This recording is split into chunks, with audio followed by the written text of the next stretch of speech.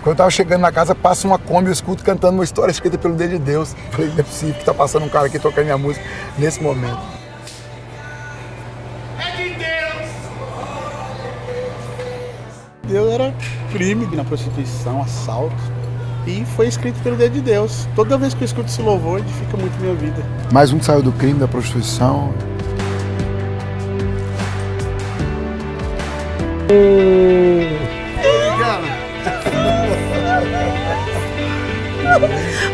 Deus abençoe. E aí, cara? Tudo certo?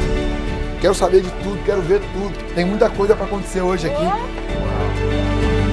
Seja bem-vindo na nossa humilde casa.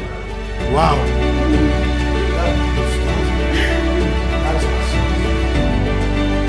Gente, eu não sei de nada. Nada. Gente, ele tá dando uma Demais, né? Deus é bom, né? Tem quantos anos? 3. Eu quero conhecer essa história. Gente, eu falei que eu não ia chorar. Bom, tudo começou quando o Arthur tinha 4 anos. Ele começou com umas convulsões muito fortes. E eu, assim, desde pequenininho, desde quando ele nasceu, assim, ele sofreu, assim, de ficar no hospital, né, direto. Mas a gente sabia o que ele tinha. E o pai dele, assim, a gente se separou muito cedo. O pai dele foi embora quando o Arthur tinha 1 mês e pouco de nascido. E descobriram que o Arthur tinha um câncer do lado esquerdo do cérebro. Eu entrei em desespero, sentamos aqui, contei para meus pais, meu pai falou, vou morar, que Deus vai entrar com providência. E ali começou um tratamento. Ele começou a tomar o Gardenal, 2,5 ml de Gardenal, todos os dias. E aquelas convulsões não paravam. Era o Hospital Santa Marcelina, era São Miguel, era Itaim, Robru, Jardim Robru, o Arthur batia cartão ali. Uau. Era cartão todo dia ele batia cartão ali. E era um desespero, porque eu já não dormia, eu já não me alimentava, eu já não cuidava dos meus outros filhos, eu só tinha o Arthur na minha mente. E foi uma época que meus pais foram embora para BH e eu fiquei sozinha aqui em São Paulo, cuidando deles 3. Eu ainda não tinha a Bianca. E teve uma noite que eu nunca esqueço na minha vida, que ele pegou na minha mão e falou assim, mãe... Quantos anos ele tinha? Ele tinha 5 anos nessa época. Ele segurou a minha mão e falou assim, mãe, eu tô com sono. E as convulsões dele vinham com ele dormindo. Aí ele segurou na minha mão e falou assim, mãe, pega na minha mão porque minha convulsão vai começar. Aí eu segurei a mão dele e falei, pode dormir, filho. Quando ele começou a dormir, aí ele começou a tremer e as convulsões começaram a vir, ele começou a se bater.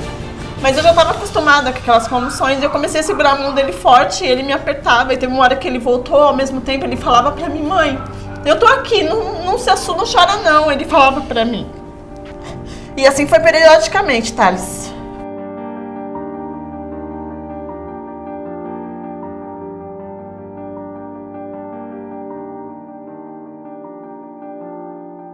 Chegou um tempo que eu falei, eu não vou mais levar o Arthur pra escola. Eu não vou mais sair com o Arthur pra escola. Não vou mais pra igreja com ele. Não vou mais pra festas. Eu vou esconder o Arthur de todo mundo. E foi o que eu fiz. Eu escondi o Arthur de todo mundo. E aí foi que eu fugi com ele. E com meus 2 filhos. Foi pra onde? Eu fui morar numa favela. Lá embaixo, no Nazaré. Onde o cômodo era 2 cômodos. Os ratos andavam na minha mesa. E mesmo assim, eu fiquei escondida atrás do meu pai e da minha mãe. E a minha família me procurando.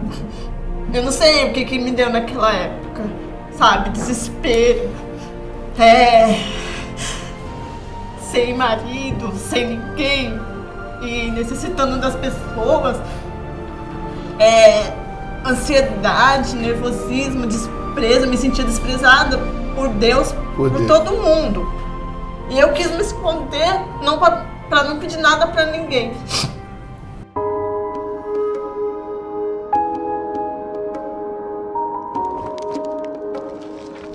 E a Aline surgiu na minha vida como um anjo. Um anjo de Deus. E ela começou a cuidar dos meus filhos. Começou a falar assim, ó, vai procurar um serviço que eu cuido deles. Aí eu falei, mas eu não tenho dinheiro. E ali eu comecei a trabalhar. Só que aí no primeiro mês de pagamento, eu falei assim, eu vou fazer uma compra e pagar você, Aline. A Aline falou, não precisa você me pagar. Eu vou cuidar dos seus filhos, eu vou continuar cuidando deles, continua trabalhando. Aí um dia ela falou assim, Cris, por que você não vai atrás do seu pai e da sua mãe? Por que você não procura eles? Sem eu saber que ela já estava vindo aqui na minha casa, na casa da minha mãe, e contou pra minha mãe onde estava morando. E um certo domingo ela combinou com a minha mãe pra minha mãe ir pra lá. E minha mãe bateu na porta, até aí acabou a gente, meu pai me tirando daquele lugar e me trazendo pra cá com meus filhos de novo. Meu pai falou assim, não, você tem família, a gente vai cuidar de você e das crianças. Mas aí começou as convulsões mais fortes, passou 15 dias, começou mais forte ainda. Eu só lembro que o Arthur olhou pro meu lado e desmaiou e começou a se bater.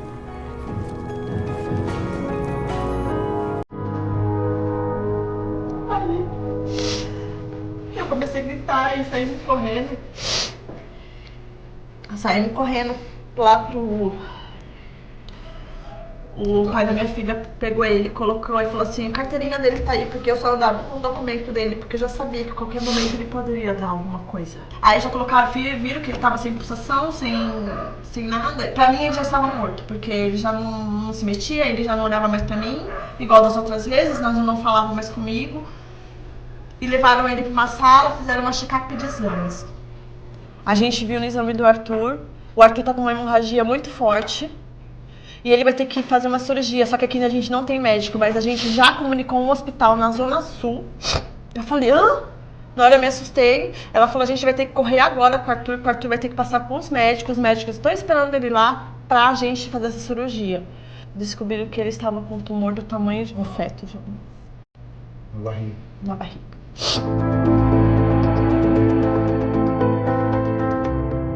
E ela falou, mãe, provavelmente o Arthur vai morrer. O Arthur não vai viver. A gente vai fazer o possível e o impossível. Mas eu não te dou esperança de que o Arthur vai viver. Eu lembro que eu entrei no quartinho que as mães oravam, que as mães rezavam, que faziam as orações. Várias mães de todas as religiões tinham um quartinho lá que a gente orava. E eu entrei naquele quarto. E eu lembro que eu peguei e falei pra Deus, Deus, o meu filho está nas tuas mãos. Faça dele o que tu quiseres. E ali ele ficou em coma. Quando ele acordou do coma, ele não mexia os braços, ele não mexia as mãos. O médico falou que ele não ia mais andar, que ele não ia mais se mover, que ele não ia mais ser uma criança normal. Se ele acordasse, ele ia ser uma criança vegetativa. Eles queriam desligar os aparelhos numa época, só que o pai, meu pai dele, que foi meu ex-marido, não deixou, e nem meu pai não deixou. Se fosse pra ele morrer, ia morrer com o aparelho ligado. Quando eu cheguei lá, a primeira coisa que eu vi, eu entrei de ponta de pé naquela UTI com meu coração.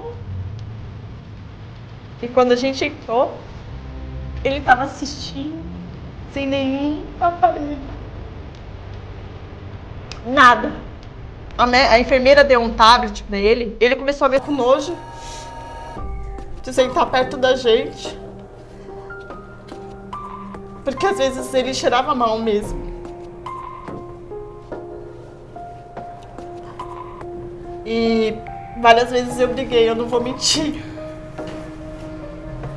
E várias vezes eu grávida da minha filha eu briguei, sabe? Eu quase, sei lá... Saiu na mão. Mãe, né? Mãe, pai. Uma vez a mulher empurrou ele foi parar como daqui lá. E eu gritando. E ele com corte daqui até aqui, com catéter. E eu, vocês vão matar meu filho. E ele gritando, mãe, mãe, com a máscara toda carequinha. Aí uma enfermeira do hospital, que pegou ele uma vez e levou pra fora do metrô. E a gente passou tudo isso.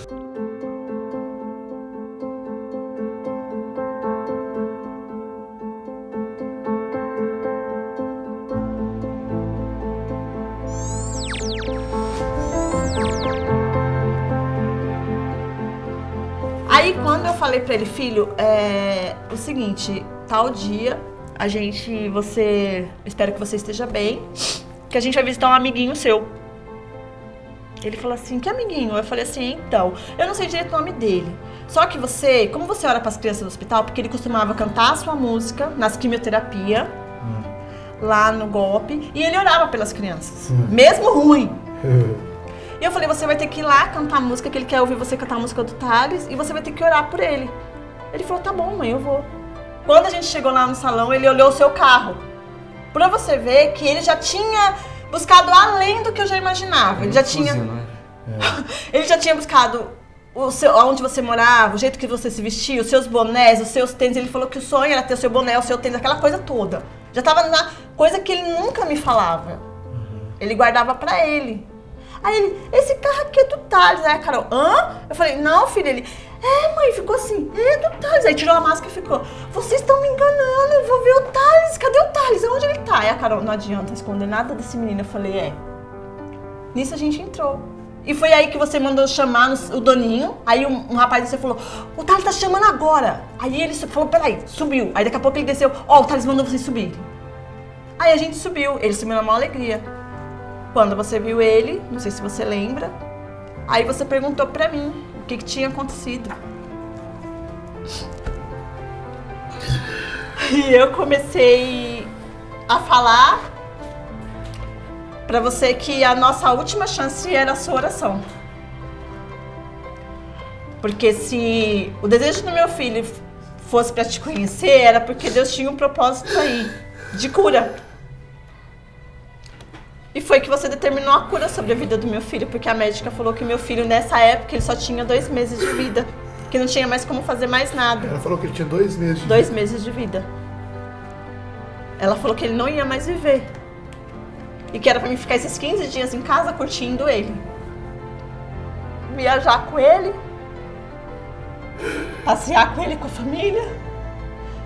Sem você saber de nada, você determinou a cura. Aqui, tá. E você determinou, até eu tenho gravado o vídeo. O homem não sabe fazer essa cirurgia, mas Deus faz agora, em nome de Jesus. Aí você chorou e abraçou ele, tá? E viemos embora. Passou-se os 15 dias, a médica, voltamos pro hospital, porque a gente volta lá pra ele se internar, pra fazer novos exames. A médica simplesmente me chamou depois de 2 dias, quando ela me chamou, passando esses de 2 dias que ele ficou internado, ela me chamou na sala dela e falou, Crislane, desce na minha sala. Eu desci, ela falou, o que aconteceu com o Arthur? Eu falei, por que, doutora? Surgiu mais tumor? Ela falou assim, não. Aí ela ligou, virou o computador, eu lembro que ela virou o computador e falou, aconteceu alguma coisa, porque tudo estava enraizado e sumiu.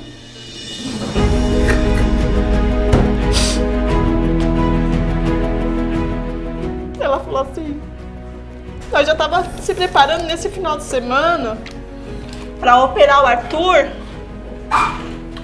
porque o Arthur estava com câncer, Crislane, no canal da uretra, entre o ânus e a bexiga. E sumiu.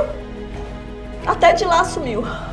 A gente ia colocar uma bolsa. O daqui também Sim, sumiu. a gente ia colocar uma... A gente estava se programando nesse final de semana com os médicos de colocar uma bolsa no Arthur.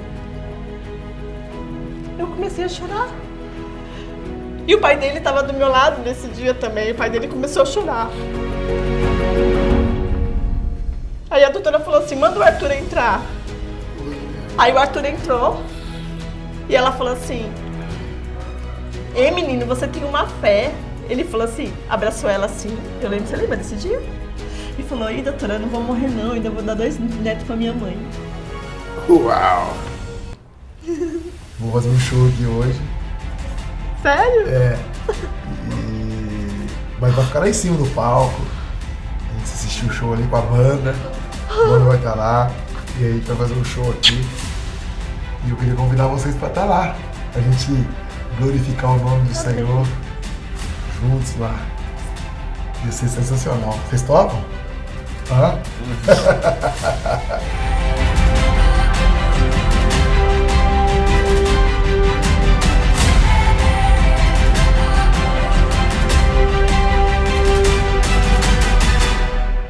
Se sentindo sozinho, coração tão cansado de clamar. Espera no Senhor e confia. Espera, Ele vem. Confia, Ele vem e faz um milagre.